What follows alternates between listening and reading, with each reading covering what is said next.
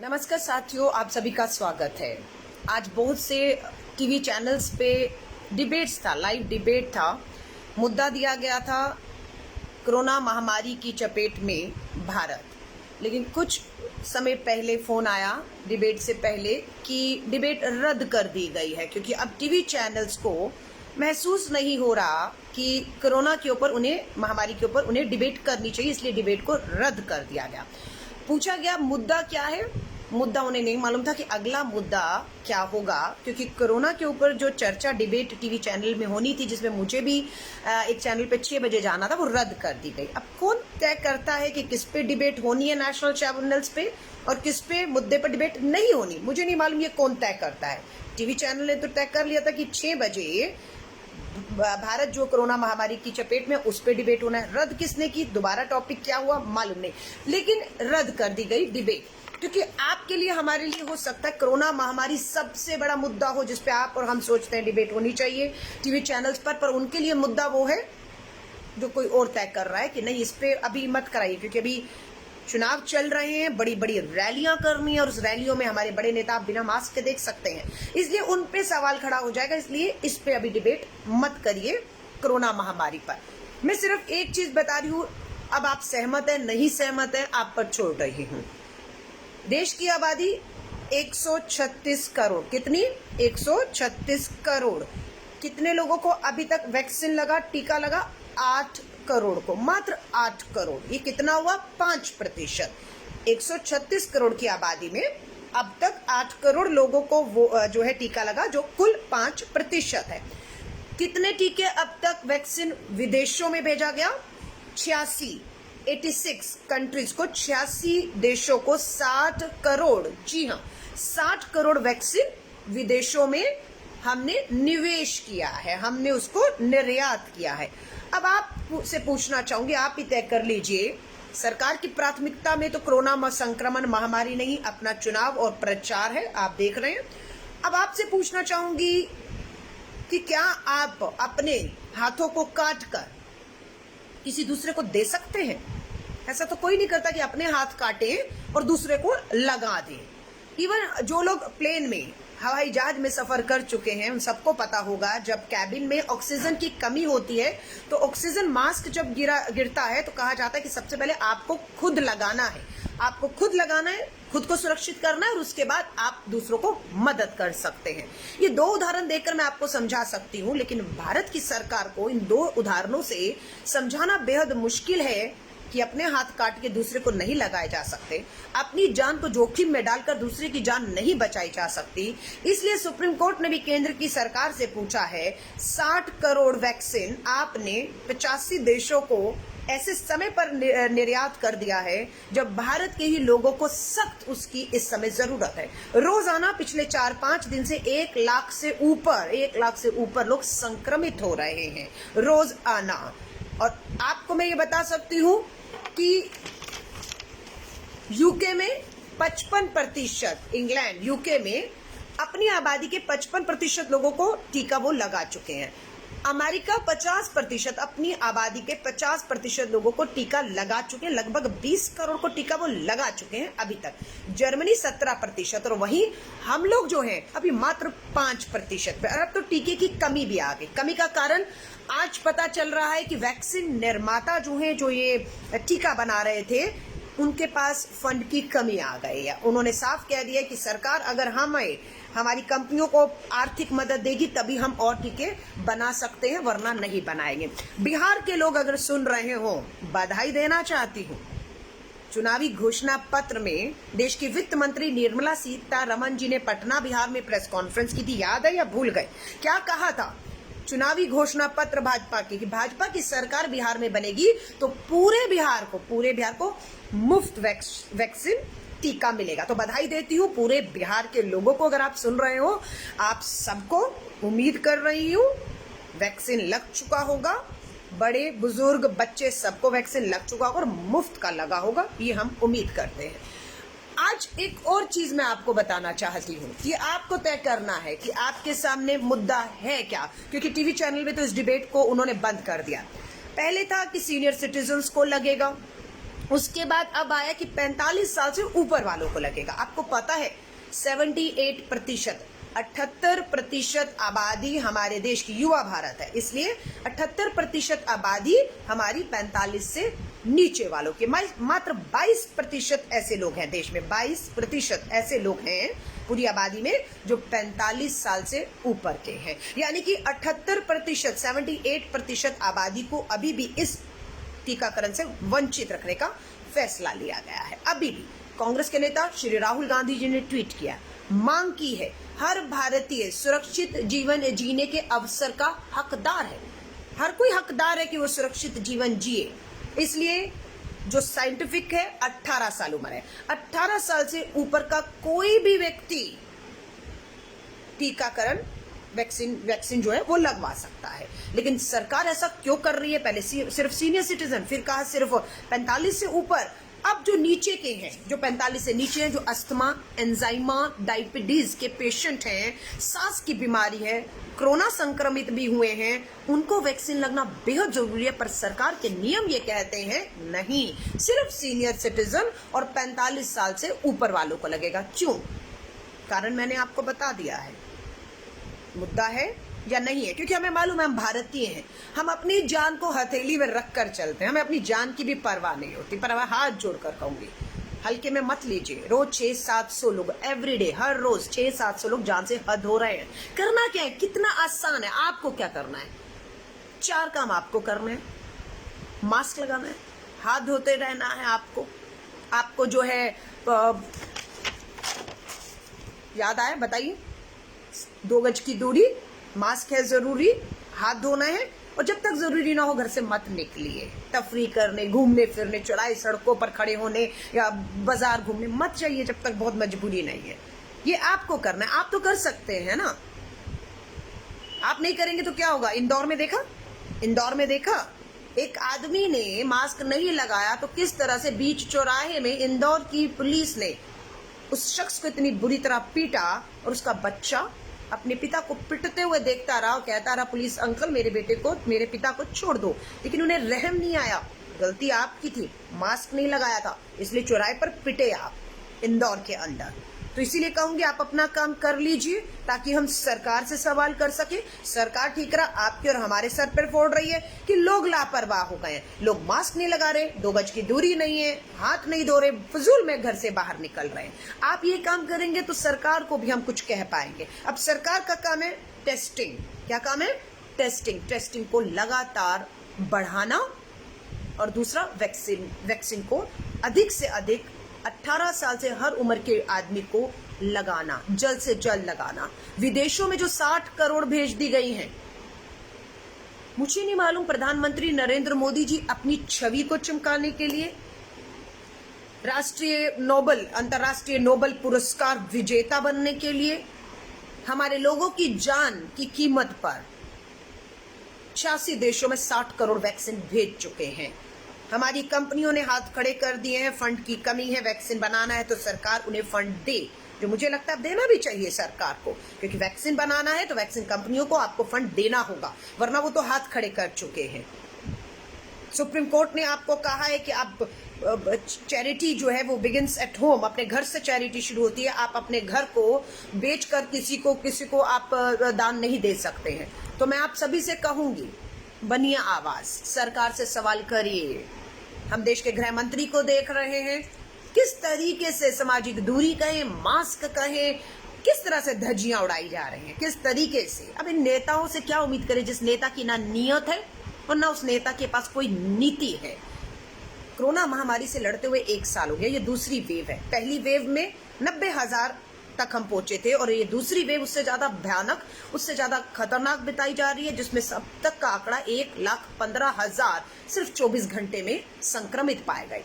AIIMS के director का खुद का कहना है कि इस सेकेंड वेव में सबसे ज्यादा जो लोग शिकार संक्रमित हुए उनमें युवा लोग और बच्चे सबसे अधिक है दूसरी वेव में। लेकिन सरकार ये सुनने के बाद भी कहती है कि हम सिर्फ पहले सीनियर सिटीजन और उसके बाद 45 से ऊपर को लगाएंगे, जबकि दूसरी वेव में बच्चे और युवा सबसे ज्यादा संक्रमित है। लेकिन वो इस वैक्सीन से वंचित रहेंगे, क्योंकि सरकार को अपने देश के लोगों से ज्यादा दूसरे विदेश में बैठे लोगों की चिंता है, उन तक वैक्सीन पहुंचानी है। मैं ये नहीं कह रही हूं, मानवीय आधार पर हमें बिल्कुल दूसरों की मदद करनी चाहिए, पर पहले अपनी मदद, अपने लोगों की जान बचाइए। उसके बाद आपके पास वैक्सीन बचे, टेस्टिंग किट्स बचे, पीपी की किट बचे, आप दीजिए। ये मानवीय आधार पर हमें करना होगा। लेकिन मैं आप सभी से हाथ जोड़कर कहूंगी, एक युवक ने इंदौर में मास्क नहीं लगाया, पुलिस ने चौराहे पर पीटा, लेकिन जब प्रधानमंत्री, गृह मंत्री मास्क नहीं लगा रहे, सामाजिक दूरी का पालन नहीं करे, कानून नियम की धज्जियां उड़ा रहे, उन्हें कौन सजा देगा? सजा तो दूर की बात, सवाल करने की हिम्मत नहीं है। आज जिस टीवी चैनल्स पे लाइव डिबेट था कोरोना महामारी पर, वो भी डिबेट करने से डर के पीछे भाग गए और अपने चैनल्स के ऊपर कोरोना के ऊपर उन्होंने जो है डिबेट करने से मना कर दिया, टॉपिक बदल दिया कि किसी और टॉपिक के ऊपर अब हम जो है डिबेट करेंगे। तो मैं आप सभी लोगों से हाथ जोड़ के निवेदन करती हूँ, दबाव बनाइए भारत सरकार के ऊपर कि 136 करोड़ की आबादी में मात्र 8 करोड़ लोगों को, 5% लोगों को सिर्फ टीका लगा है। वैक्सीन की टेस्टिंग की रफ्तार को बढ़ाए, ये काम सरकार को करना है, ये आम आदमी नहीं कर सकता। जो आम आदमी को करना है उसके लिए मैं हाथ जोड़कर देश के आम आदमी जो सुन रहा है उससे निवेदन कर रही हूँ, कीजिए। जब हम अपनी जिम्मेदारियों को निभाएंगे तो हम पूरी जिम्मेदारी के साथ सत्ता और सरकार को सवाल भी कर पाएंगे, क्योंकि हमसे सवाल करना आसान है। 2-2 हजार रुपए का चालान दिल्ली के अंदर, 2000 रुपए मास्क ना लगाने पर चालान ठोका जा रहा है। कल भी हम लोगों ने देखा हौज-खास में किस तरीके से सिविल डिफेंस वॉलंटियर और आम जन में भिड़ंत हो गई, लड़ाई झगड़ा हो गया, मारपीट हो गई इस बात के ऊपर कि मास्क नहीं लगाया था, 2000 का चालान हो रहा था, और जिसने मास्क नहीं लगाया था वो सिविल डिफेंस वॉलंटियर और पुलिस के ही मास्क के ऊपर सवाल उठाने लग गया कि आप भी तो वही कर रहे हैं, आपको हक नहीं है। इसमें सिविल वॉर शुरू हो सकता है। लोग फ्रस्ट्रेटेड है। मैं महाराष्ट्र का सिर्फ उदाहरण दे रही हूँ। एक टीवी चैनल में रिपोर्ट देखी कि महाराष्ट्र ने अगर शनि और रविवार, महाराष्ट्र वैक्सीन मांग रहा है, मिल नहीं रही। हैदराबाद में वैक्सीन सेंटर बंद हो चुके हैं क्योंकि कमी आ गई है।